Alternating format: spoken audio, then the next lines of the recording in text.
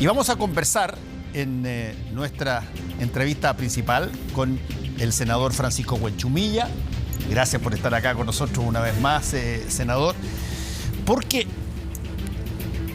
a ver, antes de entrar a lo que dijiste en el diario La Tercera, que me parece muy interesante, estamos pasando un momento, después de 2 años de gobierno, de un gobierno nuevo, que por cierto todo el mundo probablemente sabía que la falta de experiencia podía afectarla, pero estamos en un momento donde vienen próximas elecciones y todo lo demás. La pregunta que te hago directamente, Francisco Huenchumilla, es: tú fuiste una persona que fue bien apoyador de la llegada de este gobierno. Lo dijiste acá, instaste a que tu partido también participara de eso. Eres vicepresidente del partido ahora. Y sin embargo, te he notado que has como que perdido un poco del entusiasmo de que se pueden hacer grandes cosas en una relación con este gobierno, y te quiero preguntar por qué. Porque yo, Fernando, sentía como que en Chile, con la elección del presidente Boric y la llegada al poder de toda nuestra generación, estábamos como iniciando un nuevo ciclo en la historia de Chile. Porque por primera vez una nueva generación, de los 30, los 35, los 40, lo más, se hacía cargo del Estado, sin experiencia previa, pero con esa frescura de la juventud, con esa transparencia, con esa ilusión de que las cosas se podían hacer de manera distinta, a la vieja guardia, de la vieja política, como se dice. Sí. Y yo creo que ellos crearon una cierta ilusión, una esperanza, un clima diferente, del cual yo me hice parte, que vengo caminando desde los tiempos de la universidad con Patricio Aylwin y Ricardo Lago, como mis profesores. Imagínate todo lo que he vivido en política. Sentía que era algo distinto.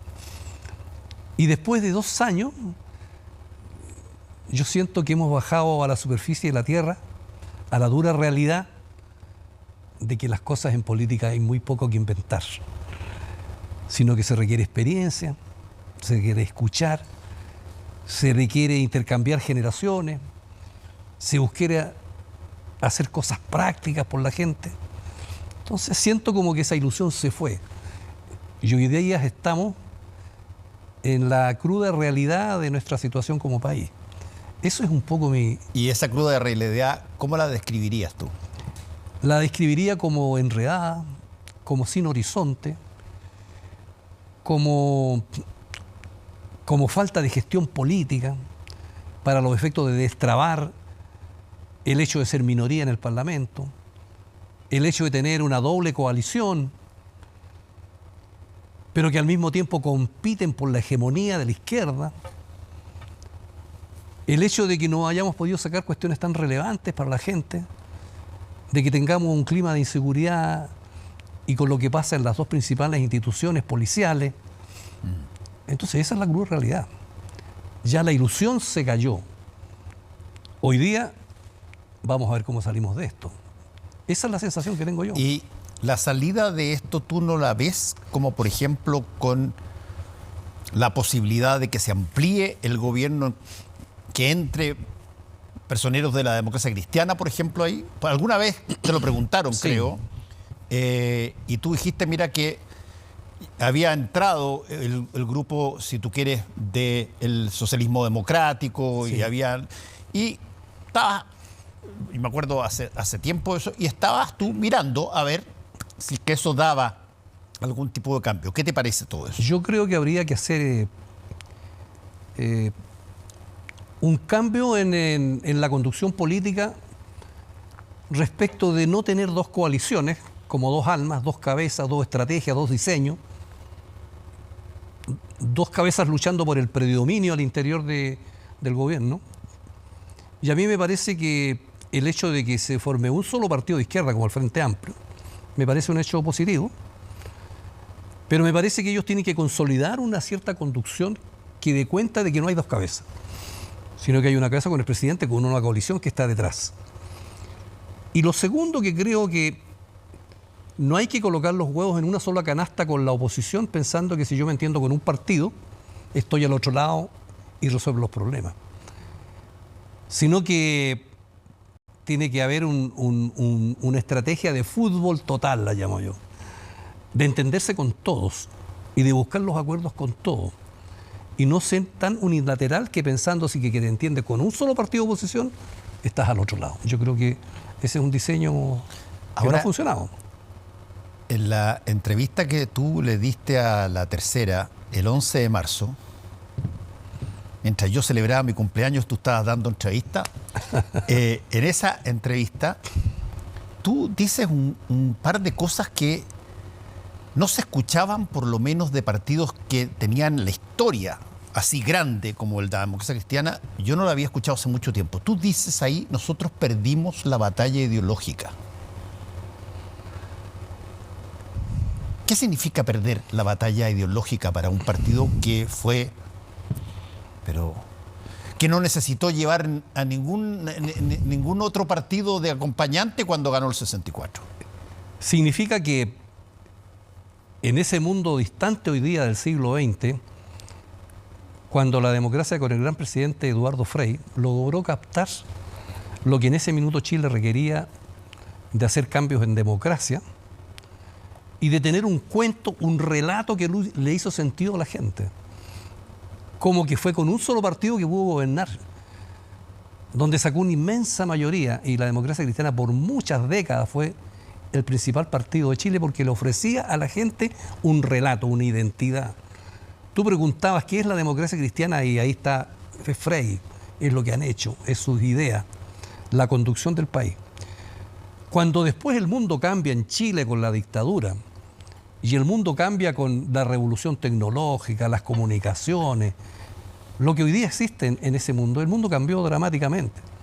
Dejó de ser bipolar, se terminaron la lucha por el control del mundo y en que el capitalismo, bueno, se impuso en todas partes del mundo. Entonces la pregunta que surge, ¿y qué tiene que hacer el partido de inspiración cristiana en este mundo del siglo XXI? Y yo creo que nosotros no hemos logrado encontrar un cuento que le haga sentido a eso. Porque yo sigo pensando que la base del cristianismo es lo que alguna vez dijo Jesucristo: miren, los hombres son todos iguales en dignidad. Y mi hermano es mi prójimo, no es mi adversario ni mi enemigo. Y yo tengo que ser solidario porque vamos navegando en esta nave por un universo y tú puedes tener autonomía personal, pero si no tienes colaboración, solidaridad con el resto, bueno, ¿qué es lo que somos entonces los seres humanos? Ese relato lo tiene que reposicionar la DC en lo que yo llamo el ancho camino del medio entre los extremos que hoy día tiene el país. Tenemos que recuperar eso. Y eso significa en materia política consolidar la democracia, cambiar el sistema político, modernizarlo. Y en economía significa reconocer el intercambio de bienes y servicios, que no es lo mismo que el capitalismo que yo lo grafico en una economía social y ecológica de mercado, cercano a lo que hacen los demócratas cristianos alemanes, que han consolidado un país ícono en la historia del mundo. Creo que eso es lo que tenemos que recuperar en la conducción del partido. Y por eso yo acepté la petición de Alberto Undurraga y otra gente que me dijo que colaborara, y bueno, al final acepté y hoy día asumí como vicepresidente. Ahora, ahí hay un punto que me parece súper interesante porque se habla poco de eso. Se habla poco de, a ver, llamémoslo así, de la palabra ideología, que fue tan maltratada en algún momento dado. Pero se habla poco del peso de las ideas.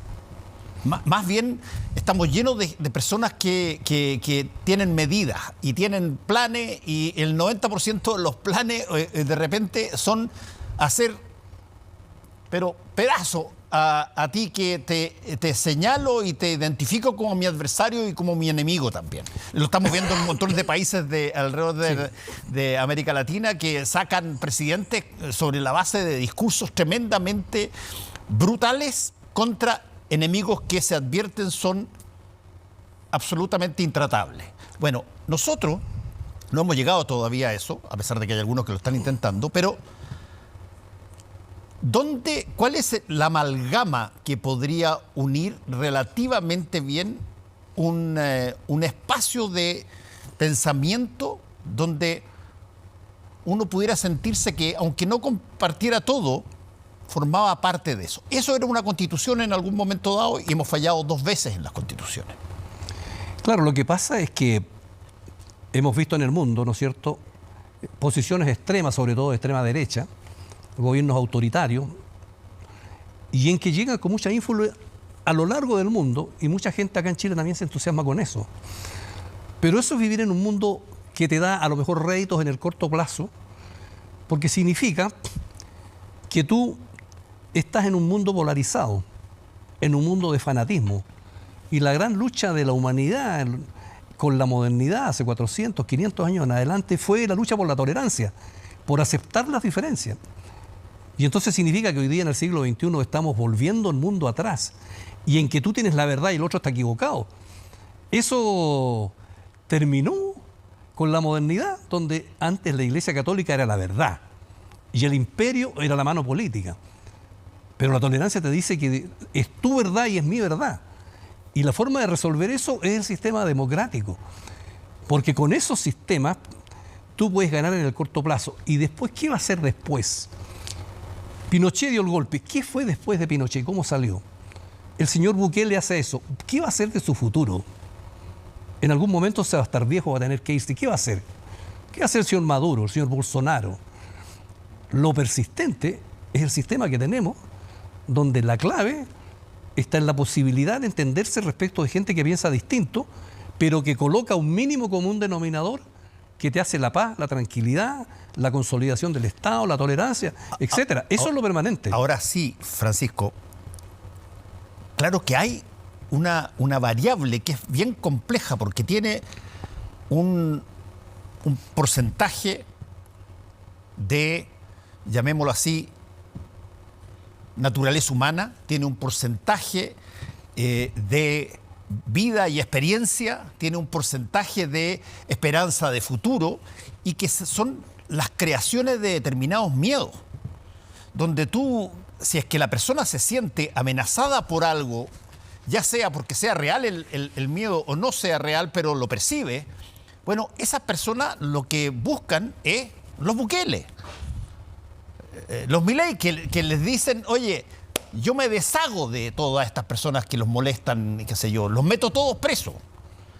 Y ese discurso hoy día le está ganando a los discursos clásicos democráticos. Claro, pero lo que yo digo, que la diferencia entre la gente que tiene todas esas sensaciones y aquellos que conducen, porque la política es la conducción de la sociedad y del Estado, que aquellos conductores tienen que entender de que esas soluciones de corto plazo, fáciles de implementar, a la larga nunca perduran. Porque el ser humano, hablemos de la revolución agrícola, 10.000 años atrás, bueno, estuvo guiado siempre por miles de años por el autoritarismo, donde lo que mandaba era el rey y te cortaba la cabeza, no había el derecho, no habían tribunales, te mataban. Hace 300 años, el ser humano descubrió que había una fórmula distinta de convivir, en que hoy día el presidente o el rey no viene aquí y te corta la cabeza, si tú piensas distinto. Que este sistema tiene muchas carencias. La pregunta, ¿y qué sistema tenemos los seres humanos de convivencia que permita que tú te vayas a tu casa relativamente en paz, digamos, a dormir, independientemente de los problemas de seguridad que hoy día tenemos? Entonces yo sigo creyendo que esa es una mirada y una batalla de las ideas. ¿Por qué? Porque nosotros somos animales, pero nos diferenciamos en que tenemos racionalidad. Y a propósito que ahora en abril se van a celebrar los 300 años del nacimiento de Kant, el filósofo de la modernidad y de la racionalidad. Entonces yo digo, ese es el debate que tenemos que hacer en Chile. Porque si tú no tienes ideas respecto del mundo, de la sociedad, de la familia, de la manera de organizarte, bueno, ¿cómo te entiendes tú? Bueno, pero ahí hay un punto bien interesante que en filosofía política debe ser apasionante de tratarlo, que es, ok, pasamos por toda esa serie de sistemas que tú describiste muy bien, y de pronto llega una serie de situaciones donde te plantean nuevamente, ¿sabes qué?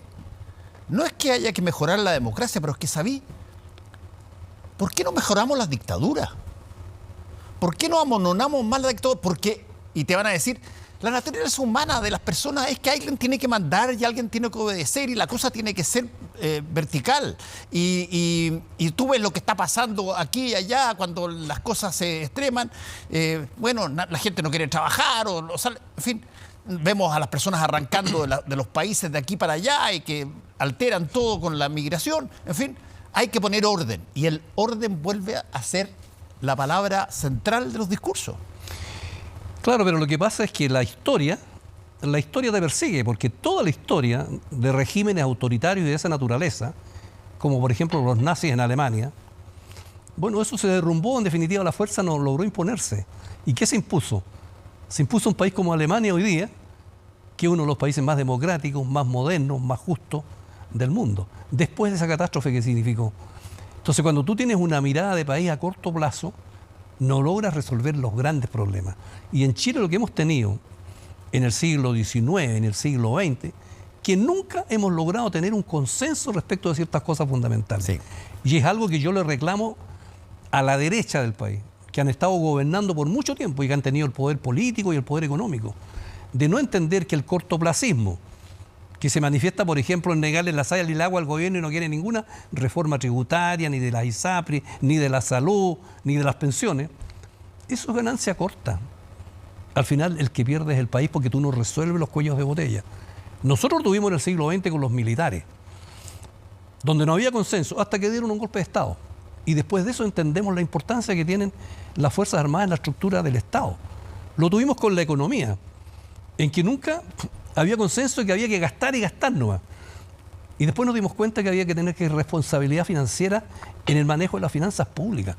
Entonces hemos aprendido dolorosamente, pero todavía no aprendemos a que tenemos que colocarnos de acuerdo en cuestiones centrales que conduzcan al país al despegue, al desarrollo. Pero mira tú, te sigo perfectamente la línea de tiempo que estás haciendo y te agrego la línea de tiempo, porque ¿qué pasa en un país cuando no es capaz de sacar un proyecto de constitución que satisfaga a la población 2 veces? Y 2 veces en el lapso de 2 años. O sea, si ese no es récord mundial, anda pegando en el poste. Bueno, tú has dado el ejemplo más paradigmático de la falta de responsabilidad en ponernos de acuerdo respecto de una cuestión fundamental, que es la Constitución. Porque la gente dice, bueno, las constituciones, pero ¿qué son las constituciones? Si las constituciones son las reglas del juego de la sociedad, las reglas del juego por las cuales se rige la sociedad. Y tuvimos un primer proyecto y proceso constitucional que se fue a un extremo y la gente con sentido común dijo, este es un experimento, no me hace cuento, y lo rechazó. Y después el péndulo se va al otro lado, donde estaba la derecha controlando esto, y tampoco fue capaz de ser generosa y decir, mire, ¿qué país construyó? Y tampoco la gente le hizo cuento. Entonces yo digo, no tiene responsabilidad esto los partidos políticos, no tengo razón cuando yo reclamo y apelo a que tengamos un sentido de Estado para construir y no estar con oposiciones, con calculadora en la mano, de tal manera que yo te jodo a ti porque yo tengo posibilidad de acceder al gobierno en los próximos años y estoy pensando en eso y no estoy pensando en resolver los grandes temas que nos dividen. ¿Y qué tanto de la actividad política, a tu juicio, Francisco Huanchumilla, tiene que ver con exactamente lo que estás diciendo? Más con los deseos de alcanzar un escaño que con los deseos de resolver los problemas del país. Bueno, por eso mismo que yo soy partidario, no de volver al sistema binominal, pero yo creo que la Cámara de Diputados no aguanta un sistema de 21 partidos con el cual tú preguntas, bueno, ¿con quién me entiendo para sacar las cosas adelante? Eso necesita un ajuste del sistema político partidario, proporcional, corregido, como corresponde, pero que le dé sentido a la oposición y le dé sentido al que gobierna, de saber que teniendo mayoría o no teniendo mayoría, va a tener un interlocutor al otro lado que va a permitir que las instituciones funcionen. Pero en este minuto no hemos logrado resolver ese tema. Y esa situación, ¿tú la conversas con tus pares en el Parlamento? Porque no debe ser el único que piensa lo mismo. Mira, en la Comisión de Constitución del Senado, donde yo he estado todos estos años, tenemos una muy buena relación entre los 5 senadores que hemos estado ahí. Y como son temas jurídicos, políticos y constitucionales que vemos ahí, normalmente tenemos este tipo de conversaciones. Las hemos tenido a lo largo de estos años. Pero a lo mejor falta algo más, ¿no? que conversarlo entre 5 miembros de una importante comisión en el Senado. Pongámoslo de otra manera. Voy a citar esa cita latina que a veces sirve para identificar determinadas cosas. Cui bono.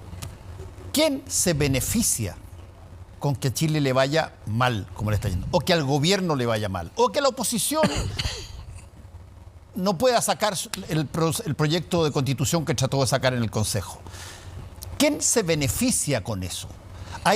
Es más importante el beneficio del ganador, llamémoslo así, el ganador virtuoso que asume que todos somos parte de un mismo pueblo, o estamos viendo una serie de ganadores que aprovechan determinadas cosas, pero básicamente el tema es alcance de poder. Es solamente alcance de poder. Porque lo que tú quieres es ganar posiciones de poder al interior del Estado, que te da un montón de cuentos, como para tener un clientelismo que te puede satisfacer electoralmente, pero que no logra traspasar ese poder en hacer un proyecto estratégico de desarrollo para el país y ponernos de acuerdo en los grandes temas. Ese es el drama que hoy día tiene Chile, digamos. Entonces, por ejemplo, se logra un acuerdo en sacar 20 y tantos proyectos relacionados con el derecho penal, de más pena, más delito, más cárcel, pensando que el derecho penal es la panacea para combatir el problema de la inseguridad. Y yo digo, ¿y por qué no nos colocamos de acuerdo en una gran reforma a la policía, a carabineros, investigaciones, y a crear un potente servicio de inteligencia que se anticipe al delito? Porque carabineros, la policía, investigaciones, el Ministerio Público, los tribunales actúan cuando el delito se produce. La pregunta, ¿qué haces tú en materia preventiva? Esta es una cuestión muy estudiada en el Reino Unido y en España y en Europa en general respecto del sistema preventivo para la seguridad ciudadana. Entonces, la lucha por poder significa que tú eres cortoplacista y no tienes una mirada en el horizonte. Y por eso quieres ganar cuestiones cortas.